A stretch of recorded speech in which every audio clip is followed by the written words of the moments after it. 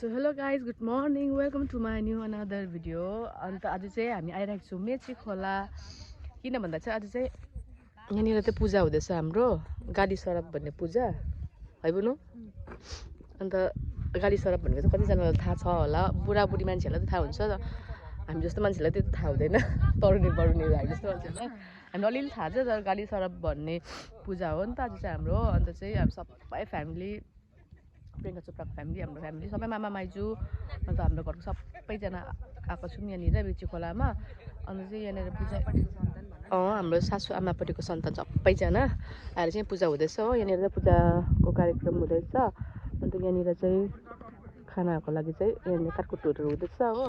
So काली सरप चाहिँ के हो भन्ने कुरा चाहिँ म अहिले तपाईँहरूलाई खुलाउँछु होइन, मामाहरूलाई सोध्छु, किनभने मलाई पनि खासै थाहा छैन नि त।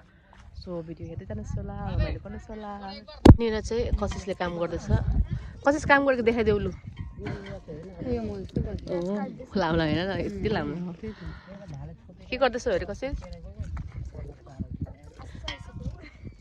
यहाँनिर चाहिँ उयो चाहिँ के भन्छ, बुहारी चाहियो भने चाहिँ काम लाग्ने बुहारी यहाँ चाहिँ यहाँ छ हुडुडे।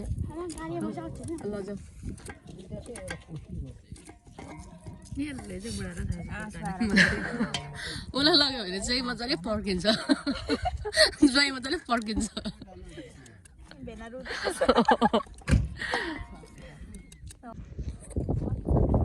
यहाँनिर चाहिँ हाम्रो पूजा सुरु हुन आँटेको छ, म तपाईँहरूलाई देखाउँछु गाइज।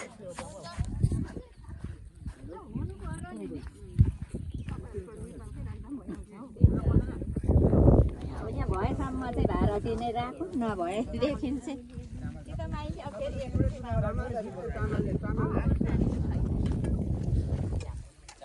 तोरीको तेल पेल चाहिँ बनाउनुहुन्छ उयो माङ्पा।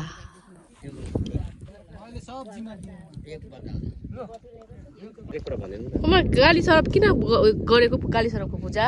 यो गाली सरापको पूजा नि यस्तो नानी कस्तो भने, हाम्रो अशिक्षित पुर्खाहरूले अस्ति अब हो त्यही कारणले गर्दाखेरि रिस उठ्यो भने बरु कुद्देर गएर एक दुई झापट हानिहाल्नु। तर मैले जस्तै तैँले दुःख पाउनु, मैले जस्तै भोग्नु, मैले कति सहेँ त्यति सहनु, मलाई कसो गरिस् तैँले त्यसै गरोस्, त्यही हो गाली सराप चाहिँ। त्यो अपवाद हो कि। हजुर, त्यसलाई चाहिँ बगाउनु पर्ने नि आज। आज म ल्याउँछु, यसो उसो खाने मेसो हो। यताउता गरे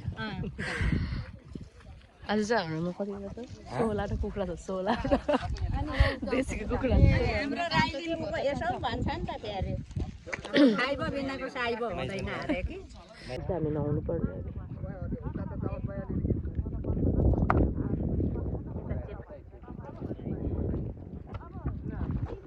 उतार बानेछ त्यो कुखुराको बानेछ बानेछ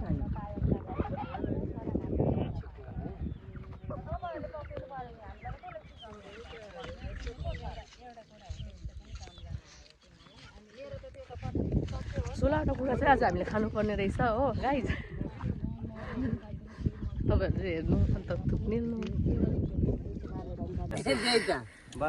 नुन काटेर हाल्नु पर्ने अरे। यहाँनिर चाहिँ मलाई टोकेर पो हाल्ने ल्याऊ बेबी आऊ लौ चाहिँ यसरी कटाउनु पऱ्यो नि त, यसरी काट्नु पऱ्यो लौ चाहिँ।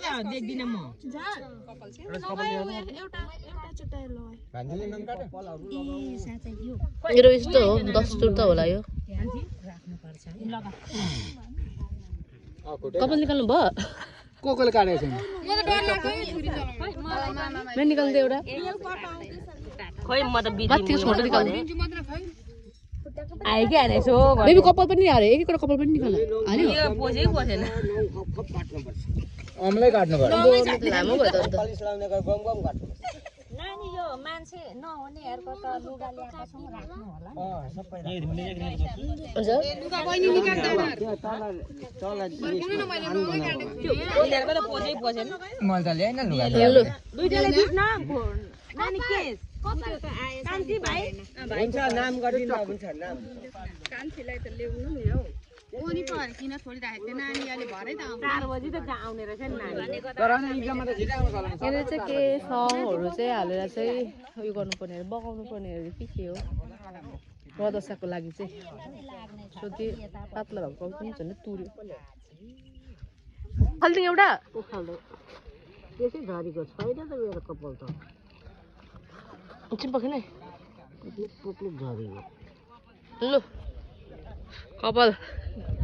कपाल खाएर लगेको कपाल खाएर लगेको लिनु केस मात्रै ल्याऊ भन्नुहुन्छ बाजे बोजूहरू जाने बेलामा है त्यसो भन्नु हुँदैन आजको दिनमा नि त्यही त होइन नङहरू कोमाहरूको ल्या बोजूको त उठे त हौ त्यही सेतो जानु भन्नु गरिदिनु ओ माइ गड यसरी त गर्नुपर्ने रहेछ पानी लाउनुहोस् ओइ नानी पानी र सलसल पखाल्नु ठुलो मान्छेहरू पहिला हो है स्याम्पलले त यता आउनु नाजु आउनु ओहो ओहो मामा हामी त पछाडि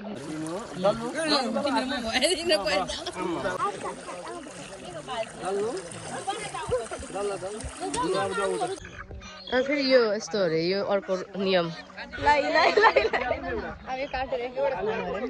एक्लै खानुपर्ने अरे बेसी गाई एक्लै एक्लै तुर्नुपर्ने अरे कुखुराकोलाई पुगेन बुहारी बोका एउटा कुखुरा यहाँ दुईटा छ हामीलाई त भोलि भोलि पुगाउने मान्छे भोक लाग्यो गाई अरे सघाउ भइसक्यो जिन्दगी दुध भइरहेको छु टाउको यस्तो भइरहेको छ कपाल खानु देखाउनु नसक्दो भइरहेछ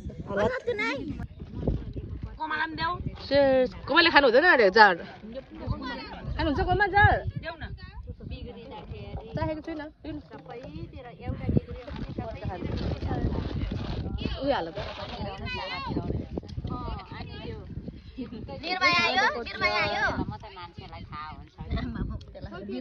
राइस वाइन भयो भोक लागेको अवस्था चाहिँ अब हामी खाना आँटेको गाई थुप्री बुझु हुन्छ गाईहरू अझै छ मेरो मासु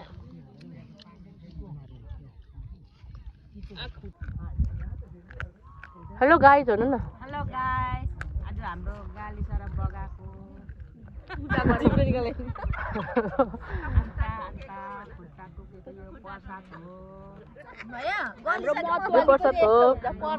प्रसाद हो तर के कसैमा पर्छ